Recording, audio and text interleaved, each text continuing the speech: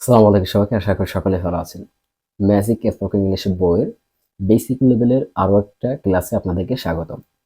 আজকে আমরা শিখব বি ভার্বকে ব্যবহার করে এবং এরপরে একটা অ্যাডজেক্টিভকে ব্যবহার করে কিভাবে আমরা ম্যাজিকের মতো করে কথা বলতে পারি। দেখেন, আমরা অনেকেই মনে করি যে আসলে গ্রামার আমাদের শেখা লাগে না, কিন্তু আসলে বিষয়টা তেমন না। গ্রামারের বেসিক বিষয়টা আমাদের জানা লাগে, কারণ এই যে বি একটা ভার্ব, এটা যে একটা ভার্ব এটা আপনাকে জানতে হবে। তারপরে অ্যাডজেক্টিভ কোনগুলা এটা আপনাকে জানতে হবে।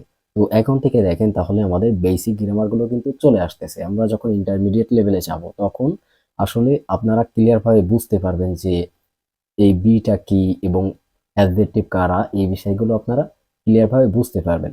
তো এইখানে আপনাদের মনে রাখতে হবে বি একটা ভার্ব এবং অ্যাডজেক্টিভ মানে হচ্ছে কারোর গুণগান গাওয়া, ঠিক আছে, কারোর নেগেটিভ বা পজিটিভ বলা, ঠিক আছে, অর্থাৎ প্রশংসা এবং কারোর খারাপ ব্যবহারকে তুলে ধরা, এটা হচ্ছে অ্যাডজেক্টিভ। তো চলুন আমরা আসলে এইগুলো ব্যবহার করে কিভাবে ম্যাজিকের মতো করে কথা বলতে পারি সেটা আমরা শিখি। তো তাহলে আমাদের যেটা করতে হবে, বি ভার্বের পরে একটা অ্যাডজেক্টিভকে ব্যবহার করতে হবে।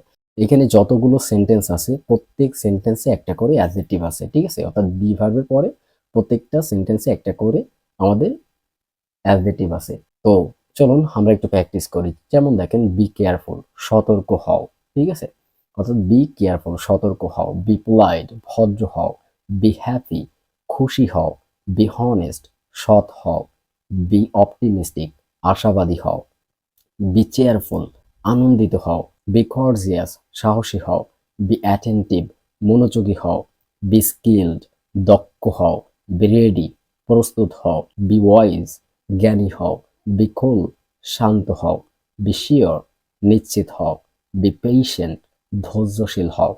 তো এইভাবে করে আপনারা এগুলোকে প্র্যাকটিস করে ফেলবেন। এখানে এগুলো প্র্যাকটিস করলে কি হবে জানেন, এই অ্যাডজেক্টিভগুলো আপনি মুখস্থ করতে পারবেন এবং একই সাথে আপনার মুখের জড়তাও কাটাইতে পারবেন, ঠিক আছে। এই জন্য এগুলোকে আপনি খুব মনোযোগ সহকারে এগুলোকে পড়বেন এবং মনে রাখার চেষ্টা করবেন।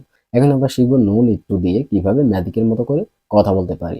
তো এই নো নিড টুর পরে আমাদের যেটা করতে হবে, একটা ভার্বকে বসাইতে হবে, ঠিক আছে। তো ভার্ব কি আপনাদের এখন বুঝতে হবে না, জাস্ট এইখানে যেগুলো আমি দিয়েছি এগুলো দিয়ে প্র্যাকটিস করেন। এর পরবর্তী লেভেলে অর্থাৎ ইন্টারমিডিয়েট লেভেলে যেয়ে আমরা এই বিষয়গুলো ক্লিয়ার হব। তো চলুন আমরা একটু প্র্যাকটিস করার চেষ্টা করি। তো প্রথমে আপনাদের জানতে হবে এই যে নো নিড টু এর অর্থটা কেমন হয়, ঠিক আছে। এই নো নিড টু এর অর্থটা হয় কোনো কিছু আমাদের প্রয়োজন নেই, সেরকম ক্ষেত্রে আমরা এই নো নিড টু কে ব্যবহার করে থাকি। তো চলুন আমরা একটু প্র্যাকটিস করি। নো নিড টু সে, বলার প্রয়োজন নেই। এইখানে নো নিড টুর পরে এই যে সে, এটা হচ্ছে আমাদের ভার্ব। তারপরে দেখেন, নো নিড টু গো, যাওয়ার প্রয়োজন নেই।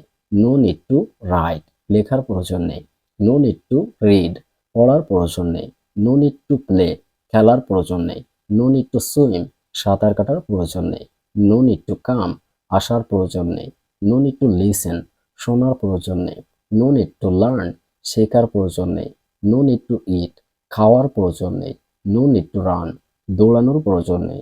নো নিড টু ড্রাইভ, চালানোর প্রয়োজন নেই। এইভাবে করে আপনাদের এগুলোকে প্র্যাকটিস করতে হবে।